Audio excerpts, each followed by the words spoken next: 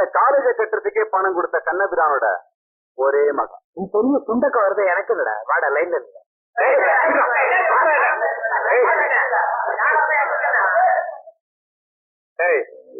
என்ன அவமானப்படுத்தல, உன்னை என்ன செய்யற பாரு.